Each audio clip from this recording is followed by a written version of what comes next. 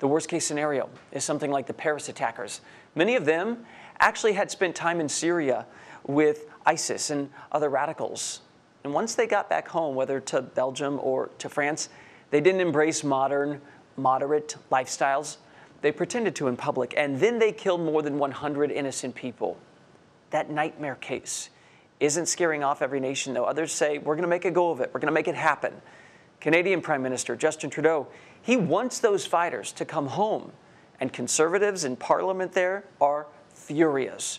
Little background here. CTV explains, quote, the Conservatives have repeatedly hammered the government's plan to rehabilitate ISIS fighters who returned to Canada.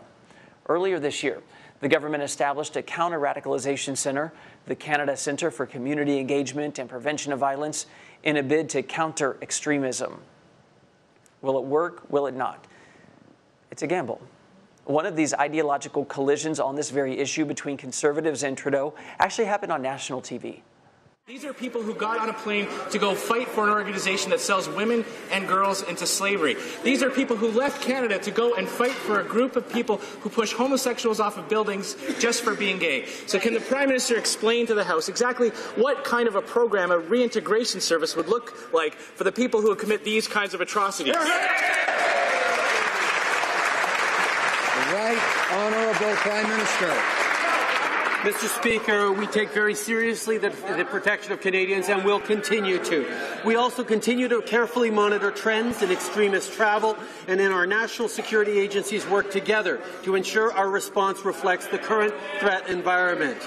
Trudeau insists these fighters can be woven into the social fabric of Canada again. Others call his idea crazy. I wanted to better understand the reintegration plan and its political viability. Then a little bit later on, we're going to get into whether some places are just going to leave them where they are. As Canada goes, I spoke with Richard Madan. He's a correspondent with CTV. He covers politics for the Canadian network. Richard, Prime Minister Trudeau has gotten a lot of attention for saying we should reintegrate those who have left to fight with ISIS or join ISIS and want to come back to Canada, reintegrate them into society. I wonder what sort of reception that got at home. Well, it's mixed. The opposition Conservative Party really hammered the Prime Minister in our daily question period, which is a kind of the parliamentary system where the Prime Minister answers questions from the opposition. I mean, imagine if Mitch McConnell could take questions from Nancy Pelosi facing off against each other. That's the Canadian Parliament. Yeah. So the Trudeau Liberals have really encouraged to reintegrate, retrain, get to know the root problem of what caused these Canadians to leave, fight ISIS, and return. Whereas others are suggesting they should be penalized or be left up to the justice systems. So we get to the concept, and I'm wondering when you get to the reality of reintegration, has Trudeau talked about how that would be done? Jobs, education, job training, religious, what would it be? That's a question that I don't think's really been answered in the Canadian storyline. But the government has said repeatedly that they will, if there's persecution, they will follow that road, but they're looking at rehabilitation, but that is an open question what exactly that means.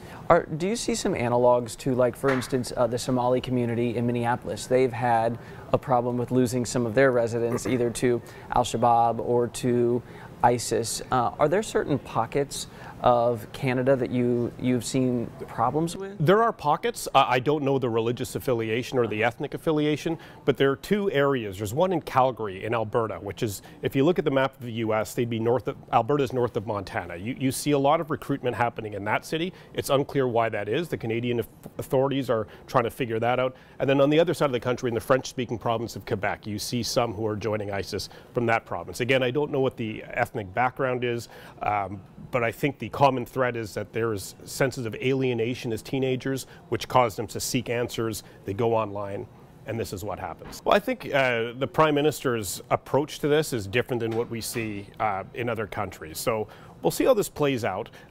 But, Trudeau was elected on this progressive, inclusive agenda, and we see it how he approaches his vision as he approaches global affairs, whether it's ISIS, whether it's the economy, whether it's an issue right now happening with trade. This could backfire epically on the Prime Minister should something go wrong. But I guess he's just placing his bet that they can somehow head this off and actually get these people back into society.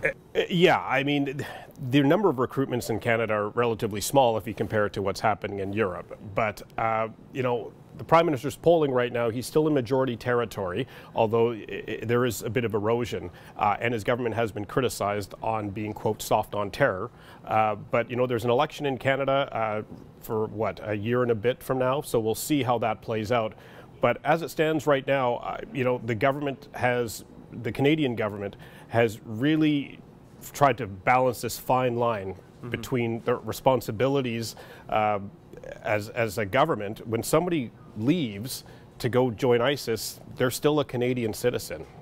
And so the open question is, what do you do when they commit crimes abroad and they're brought back here? They're still treated as a Canadian.